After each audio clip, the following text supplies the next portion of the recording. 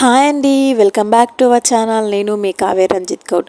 ఈరోజు అయితే మంచి ఇన్ఫర్మేషన్ ఉన్న ఒక వీడియోతో అయితే మీ ముందుకు వచ్చేసాను. ఇక ఈ వీడియో అయితే ఇంట్లో ఉండే ప్రతి ఉమెన్కి అయితే యూజ్ అవుతుందన్నమాట. ఇక మనం ఏ ఫెస్టివల్ వచ్చినా కానీ, ఇంకా మనం ఇంట్లో ఏదైనా పూజ చేసుకున్నా, ఇంకా శుక్రవారాల రోజు, మంగళవారాల రోజు ఇంట్లో ఉండే రాగి ఇంకా ఇత్తడి సామాన్ అయితే మనం క్లీన్ చేసుకుంటాం కదా. వాటిని క్లీన్ చేయడానికైతే మనం రుద్ది మన చేతులన్నీ పాడైపోతాయి. అలా కాకుండా ఈజీ మెథడ్లో రాగి అండ్ ఇత్తడి సామాన్ ఎలా క్లీన్ చేసుకోవాలని చెప్పేసి ఈరోజు అయితే ఈ వీడియో అయితే చేయబోతున్నాను. అందుకే వీడియోని ఎండ్ వరకు చూడండి.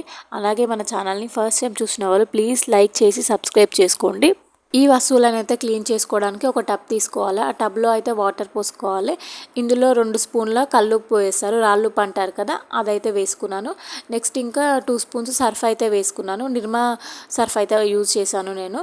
ఇంకా లిక్విడ్ ఉంటుంది కదా, మనం ఇంట్లో గిన్నెలు తోమడానికి వాడే లిక్విడ్, ఆ లిక్విడ్ కూడా ఒక 2 స్పూన్స్ అయితే వేసుకోవాలి.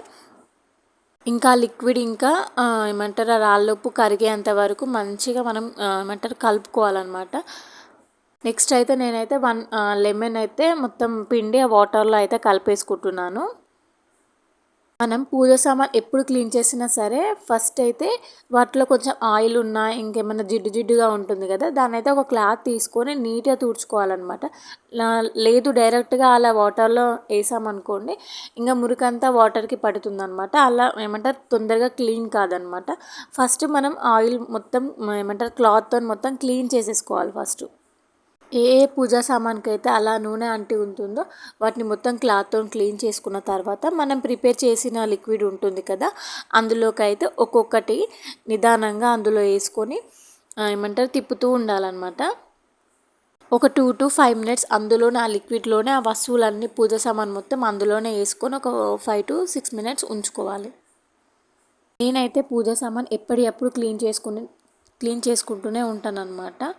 ఇంకా మీకు చూపించాలి ఎలా క్లీన్ చేయాలని చెప్పేసి ఒక 10 days అయితే నా పూజ సామాన్ని అలా పక్కకు వదిలేసి పెట్టాను అనమాట. అందుకే ఇలా జిడ్డుగా అయిపోయాయి. మనం పూజ సామాన్ క్లీన్ చేసుకునేటప్పుడు ఫింగర్స్ నల్లగా అయిపోతాయి. అలాగే ఇంకా గోర్లలో కూడా ఇలా నల్లగా అంత మురికి అనేది వచ్చేస్తుంది కదా. ఇలా నేను చెప్పే ప్రాసెస్లో అయితే మీరు క్లీన్ చేసుకుంటే తక్కువ టైంలో అండ్ ఈజీ మెథడ్లో పూజ సామాన్ తొందరగా క్లీన్ చేసుకోవచ్చు. మీకు వీడియోలో అవుపిస్తుంది కదా, ఒక 5 to 6 మినిట్స్ అలా వాటిని పూజ సామాన్ని ఆ లిక్విడ్లో వదిలేస్తే ఏమంటారు 90% మొత్తం క్లీన్ అయిపోతుంది అనమాట.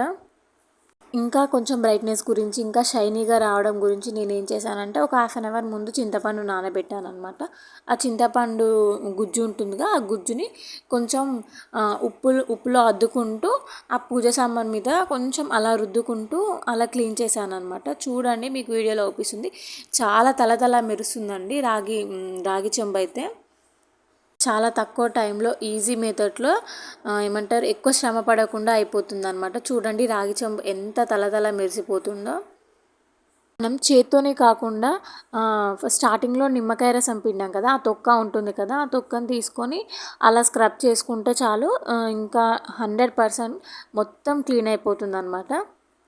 మిగతా అన్ని పూజా సామాన్ని వీడియోలో చూపిస్తున్నట్టు అలా స్క్రబ్ చేసుకొని అదే లిక్విడ్లో ఒకసారి వాష్ చేసుకొని మళ్ళీ మంచినీళ్ళతో క్లీన్ చేసుకుంటే తలతలలాడిపోతాయి అన్నమాట రాగి ఇంకా ఇత్తడి సామాన్ చూడండి ఎంత కలగా, ఎంత బ్రైట్గా, ఎంత షైనీగా వస్తున్నాయో చూడండి. చాలా అంటే చాలా పర్ఫెక్ట్గా వచ్చింది.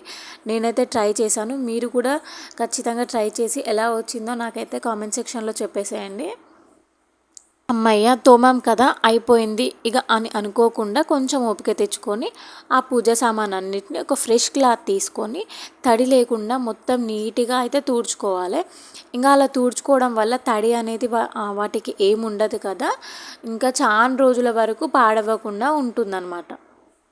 మనం రెగ్యులర్గా వాడే పూజ సామాన్ కాకుండా మిగతా పూజ సామాన్ ఉంటుంది కదా, అవి ఒక 2-3 మంత్స్ వరకు దుమ్ము పట్టకుండా ఫ్రెష్గా ఉండాలంటే ఏం చేయాలో చెప్తా. మీరు కూడా ఇదే ప్రాసెస్ని ఫాలో అవ్వండి.